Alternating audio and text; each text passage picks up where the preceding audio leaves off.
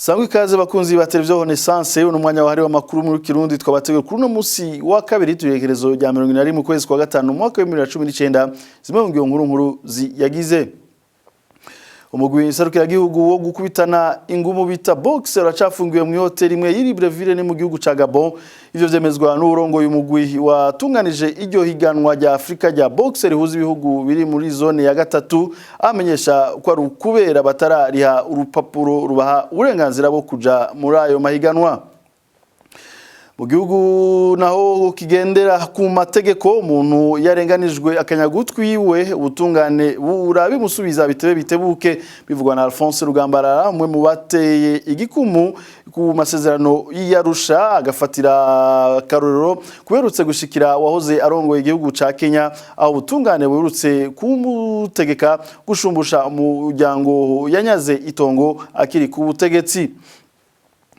Muri politike naho umugambwe MSD uriyamiriza isekeza ryatangujwe na Petero Nkurunziza yise iryo gukundisha abarundi igihugu kuko ngo ari we ababoye amaboko imugongo mu kubica abandi akabicisha inzara.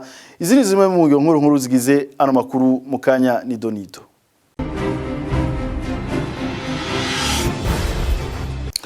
Reka nsubire ndabifurize ikaze miliyoni 10 z'amadolari y'abanyamerika niyo mahera ubutungane bw'igihugu ca Kenya cyasavye gutanga wahoze ari umukuru w'ico gihugu Daniel Arap Moi ku ndishi y'umuryango yari hagiye itongo ryawo igihe yari ku butegetsi. Nikimenyetso rero ngo cuko mu gihugu kigendera ku mategeko umuntu yarenganijwe akanyagutwi iwe ubutungane buratumusubiza bitebukwe bivugwa na Alphonse Rugambarara umwe mu banyepolitike bashize igikumu ku masezerano y'Arusha hari mwaka wa 2000 ngo barongoye Uburundi bariko baranyaga abantu ngo bari bakwiye kurabira kuwahoze atwara ico gihugu ca Kenya co kimwe na Nicolas Sarkozy yarongoye igihugu cy'u Faransa abarutse gushengezwa imbere y'ubutungane tumukurikire. Biratangaje gose kubona inyifato y'abatwara muri iki gihe kuko kuri ivyo bo kwibuka neza ingene ya komisiyo y'amatongo twashizeho masezerano y'Arusha ingene yakoze ntitworinda kuja kuvya Arap Moi mu bihugu bifise amategeko ibyo ni ibintu bisanzwe yuko umuntu yatwaye ikintu wundi muntu bitebuke ubutungane bukora neza uwarenganijwe ategerezwa gusubizwa ivyiwe. Turabe no mu bihugu vya Buraya nko muri minsi twumva ko hari wahoze atwara igihugu cy'u Faransa Sarkozy ari imbere y'ubutungane bamwagiriza ko yakoresheje amahera y'umurengera kandi atari afise uburenganzira bwabyo. Ni kuvuga rero yuko waba warabaye mukuru w'igihugu warabaye mushikiranganje warakoze ikintu kibi mu gihe uvuye ku butegetsi barafise uburenganzira bwo kugushira imbere y'ubutungane. Rero nibi rero vya Arap Moi byoba inyigisho twibutse n'ibyo muri 2022 by'u Burundi byoba bikwiye kuba inyigisho kubatwara muri iki kiringo uko isi irazunguruka. Ivyari vyiza mu myaka iheze ubu ni bibi. Murumva rero yuko bo bakwiye kwikebuka koko bakaja mu nzira twashize mu masezerano y'Arusha yuko abarundi basubiye bategerezwa gusubiza hamwe bakubaka igihugu cabo. Tuanaza makuru muri politike Petero Nkurunziza ngo naho ari mwisekeza y'ivyo yise gukundisha abarundi igihugu ngo nta gukundisha igihugu abantu bishwe n'inzara bugarijwe n'amarira avuye mu bwicanyi bukogwa n'abamuyoboka. Ivyo bivugwa na Peter Nshimiyimana avugira umugambwe MSD kugiwe ngo igikenewe nuko hakwiye kuba umugwi w'abarundi ukunda igihugu uhamagarira abandi barundi gutabara nyabona igihugu cafashwe miri n'ubutegetsi buhari. Nta gukunda igihugu bihari canke bizobaho imbonera kure zicica abarundi. Kira noneho ntushobora kugenda mu barundi bababaye mu barundi bari mu marira ngugiye kubigisha gukundisha igihugu. Ico twe tubona uno munsi ca mbere cari gikenewe nuko habaho umugwi w'abarundi nyabo n'abakunda igihugu bashobora guhaguruka bakigisha inyigisho ubwa mbere zo gutabara igihugu kiri mu ngorane, bakigisha inyigisho zo guhumuriza abarundi. Nico kintu ca mbere tubona cari gikenewe kandi cari gikwiye gukorwa binyuranye n'ivyo birirwa bariko baravuga vyo kwigisha ngo gukunda igihugu. Nayo ibi birimwo agenda aravuga vyuko abarundi data wanje ngo bakwiye kwitangira igihugu bakabaho nk'abari mu minsi ya nyuma, ivyo vyerekana ko ari vya bindi twama tubabwira ko yama ari karategura kwica, gutoteza abarundi batavuga rumwe nawe canke badashigikiye intwaro yiwe. Twebwe tuvuga ko yica ku munsi iteye amarira, iteye amarushwa mu Burundi n'abarundi. Ni naco gituma mboneyeho akaryo ko kubwira abarundi bose ko bategerezwa kurya umutima menyo, bakarinda, bakubahuka, bakaba umuntu umwe, bakigira inama y'ingene bashobora gutabara igihugu ciwabo kandi bakongera bakitabara. Mboneyeho kandi n'akaryo ko kubwira amakungu cane cane ibi bihugu vyo muri kano karere kumbure bitabona, bidatahura Nkurunziza uwariwe, ko bomenya ko Nkurunziza ahejeje kuba ingorane y'ikibazo c'abarundi azohinduka kuba ingorane yo muri bino bihugu vyo muri kano karere. Tubasaba rero ko nabone bohaguruka bakareka kubandanya bisamaza, bakabona ko Nkurunziza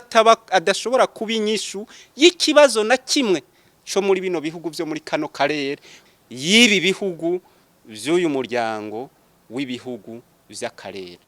Unayo kuba hariko hacishwa ururirimbo ku mbuga ngurukana bumenyi ruvuga ko Petero Nkurunziza yamaze kwemegwa nk'umukandida wo mu mwaka wa 2020. Peter Shimirimana arongera akavuga ko ari kugira azobandanye kwica uwo wese atemera ubutegetsi n'ivyumviro vyiwe. Petero Nkurunziza ngo ntazokwigera ava ku butegetsi kiretse abarundi ubwabo bahagurutse bagatembagaza intwaro yiwe. Twongere tumukurikire. Nta kintu na kimwe gishasha kirimo. Twarababwiye yuko Petero Nkurunziza adashobora kuva ku butegetsi kubera ko asanzwe afise ingwara yo mu mutwe yo kudahaga. Afise ingorane ko adashobora kubumbwa n'ibintu vyiwiwe. Petero Nkurunziza ashaka kurima wenyene, n'uwurimye atarimyiwe ivyo yimbuye amushikanire. Petero Nkurunziza agize ishengero n'umugore iryo ntirimubumba, ashaka n'ishengero ry'abadivantiste ko ribagwiwe, ashaka Pentecote bagwiwe. Petero Nkurunziza iyo adandaza ntashaka uwundi muntu adandaza, nta kintu na kimwe Petero Nkurunziza ashaka ko cokora uyundi murundi. Kuba rero hari habiyumvira yuko kumbure ashobora kuva ku butegetsi akarekera uyundi muntu yuko yokwitoza, n'abantu bihenda batamuzi Petero Nkurunziza. Twarabibabwiye kuva kera yuko Petero Nkurunziza adashobora kuva ku butegetsi muri kino gihe kandi atiteguriye no kuzobuvako kiretse abarundi twe twenyene tuhamukuye, kuko niwe kibazo abarundi bafise uyu munsi, niwe ngorane igihugu gifise uno munsi. Ivyo rero kwiyumvira ko ashobora kuva ku butegetsi canke akabisa uyundi muntu n'abantu bibesha. Kira noneho uravye ivyo yirigwamwo, ivyo ari karubaka, uko ari karapanga ibintu, ntaho vyova yuko ashobora kuva ku butegetsi, uko nashobora kubaka ibwirizwa shingiro nka ririya mwabonye yubatse aryubakira uyundi muntu uko mumuzi yikunda. Ivyo yateguye, ivyo ari karategura vyose biza bishira habona kandi vyemeza ivyo tumaze kubabwiye ko Petero Nkurunziza azokwitoza gushika umunsi abarundi bazomukura kuri buriya butegetsi. turabandanya n'amakuru twabateguriye ishyirwaho mu Burundi ry'umuhora mukuru wa internet ngo vyatumye abakoresha ubuhinga bwa none bwo gutumatumanako amakuru baronka amakuru mu mwanya muto kandi ku giciro gito. Ivyo kandi ngo vyatumye guhanahana amakuru binyaruka ugeranije n'imbere yuko uwo muhora ujaho. Ivyo ni vyavuzwe n'umushikiranganje ugwaruka amaposta n'ubuhinga bwa none bwo gutumatumanako amakuru mufasoni Eveline Butoyi. La mise en place du point d'échange Internet au Burundi, ainsi que son opérationnalisation effective, ishigwaho ry'isoko rikuru ry'umuhora ngurukanabumenyi wa internet mu Burundi n'ikoreshwa ryawo vyatumye igihugu cacu kironka umuhora ngurukanabumenyi wacu. Gutyo bituma abakoresha ubuhinga bwo gutumatumana amakuru bwa none baronka amakuru mu mwanya muto kandi ku giciro gito bashobora no kuronka. Vyanatumye no guhanahana amakuru binyaruka ugeranije nuko vyagenda imbere yuko ubwo buhinga bujaho. Kari ubwo butumwa bwabanza kuzunguruka isi imbere yuko bugaruka mu Burundi. Uno munsi abenshi mu batanga uwo muhora ngurukanabumenyi wa internet bawukura kuri iryo soko rikuru novuga nk'akarorero Onatel, BBS, Econet Leo, Sebeinet, Cyberbeinet, Lacel, Vietel, Bernet Burundi n'izindi. Intumbero ya mbere y'iryo soko rikuru ry'umuhora wa internet ni kugira iyindi mihora yose ishobore kuba magiranire biciye kuri uwo muhora mukuru hako vyobanza guca ahandi hantu. Iryo hanahana amakuru atahandi biciye bituma iyo mihora ikorana biciye ku rubuga rwigenga. Ubwo buryo bwo guhanahana amakuru babwita pairing bukaba bufise akarusho kanini. Hanova nko kubona uburyo bitwara bugabanuka. Umwanya uhera kugira ubutumwa bushikaho buja ukagabanuka ahubwo buhinga ngurukanabumenyi buca hakongerekana n'ibindi.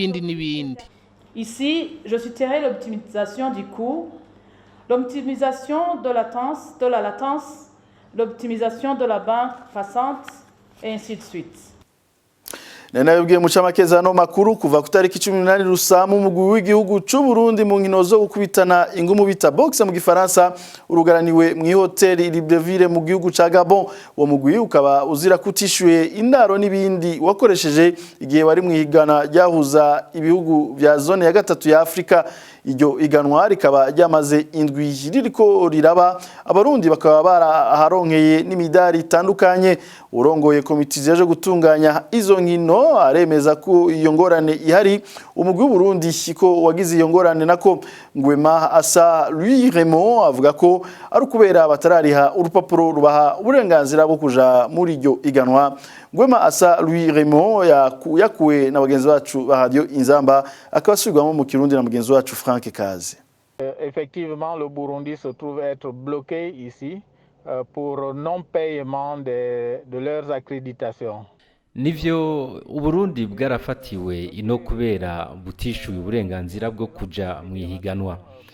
Baraje Eric Arongoye uwo mugwi niwe yishuye amatike y'indege ku mufuko wiwe kugira baze muri iryo higanwa. Bivuye ko iryo higanwa rihambaye kubera ari ryo rituma ibihugu bija mu higanwa ry'imikino y'akarere ka Afrika. Murazi ko imikino ya Afrika yemejwe n'abakuru b'ibihugu vya Afrika. Kubera bivuye kwishira hamwe ACNOA ritunganya iyo mikino, ibihugu binywanyi bitegerezwa kurijamwo. Nico gituma umugwi w'u Burundi wayijemwo ukaba waranaronse imidari itari mike kandi ari ubwa mbere bayijamwo. Ariko baracafatiwe ngaha kubera batarishura uburenganzira bwo kuja mu ihiganwa. Ubwo burenganzira bukaba butanga ubushobozi bwo kwishurirwa uburaro, gufungura no kwiyunguruza hagati mu muji. Amahoteli ntashobora kubarekura. Su Burundi gusa bwagize izo ngorane, hariho na Somalia. Ariko abasomalia bagize amahigwe baronka abandi basomalia babino baciye babishurira bakaba batashe uno musi. Ingorane y'u Burundi rero nuko ubwo butarishura iryo deni turindiriye kugeza ubu ico leta ibivugako. Il ne s'est pas encore acquitté de toutes ces dettes. Donc nous attendons la réaction du gouvernement. Kubwa Alphonse Rugambarara yigeze kuba mushikiranganje w'inkino ngo bijanye n'intwaro biriko biratituka cyane mu gihugu cacu buretse aho abo baserukiye igihugu ngo naho yari kuba umunyagihugu asanzwe agiriye ingorane hanze abaserukira Burundi muri ico gihugu bategerezwa kumufasha tumukurikire.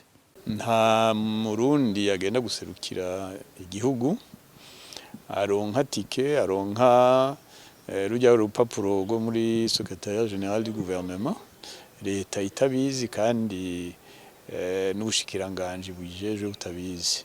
Nibyo rero biratangaje kubona ko bamaze no kugenda kandi bagaserukira neza igihugu babuza gutaha n'amafaranga babuze y'ukuriha aho bashikiye.